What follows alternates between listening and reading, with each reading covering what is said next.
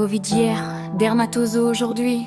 Les maladies diffèrent, les contextes aussi, mais la manière de gouverner, elle ne change pas d'outil.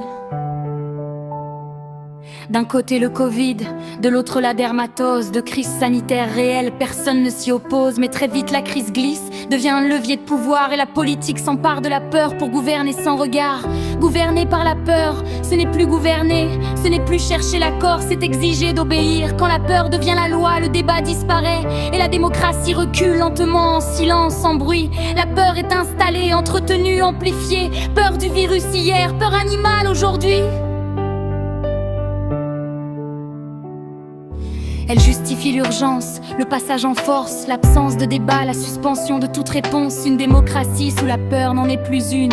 C'est un pouvoir qui impose, qui ordonne, qui contraint. Il ne cherche plus le consentement des citoyens, seulement leur obéissance immédiate sans lendemain. La science, elle aussi, est détournée de sa voix. Elle n'est plus doute ni méthode, mais un argument de loi.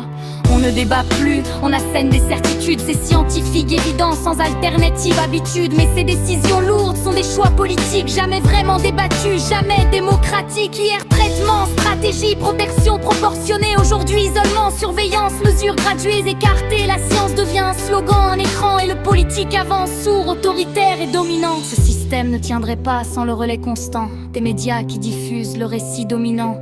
Ils parlent de nécessité, de science, d'absence d'options, mais effacent le contradictoire, la nuance, la discussion. Plus de familles brisées, plus de détresse humaine, plus de paysans acculés, plus de vies paysannes. Ceux qui doutent sont disqualifiés, mis au banc. Hier complotistes, anti-science, aujourd'hui irrationnels, émotifs, gênants. Les médias n'informent plus, ils préparent l'opinion. Accepter l'inacceptable sans poser de questions. La proportion disparaît, tout devient global, massif. Des mesures y octroient le vrai administrative.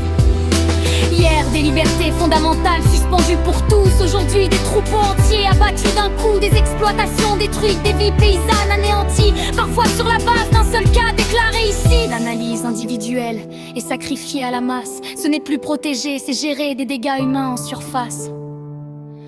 La contrainte devient la règle, les contrôles s'installent. Interdiction, sanctions, pression, force publique banale. Hier policiers dans les rues, citoyens surveillés. Aujourd'hui gendarmes dans les fermes, propriétés violées. L'État n'adhère plus, il impose sa décision contre ceux qui vivent là, qui travaillent, qui nourrissent la nation. Ceux qui résistent sont marginalisés, disqualifiés, parfois criminalisés.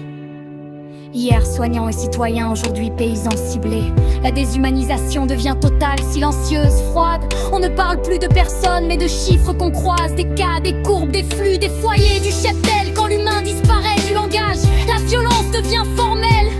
Elle devient administrativement acceptable, normalisée, validée, presque banale. C'est exactement ce qui se produit aujourd'hui. Sous couvert de gestion, on efface les vies. Puis vient l'indemnisation comme anesthésiant moral. Hier est des compensations, aujourd'hui promesses bancales. Expertise, avance, chiffres pour calmer la douleur.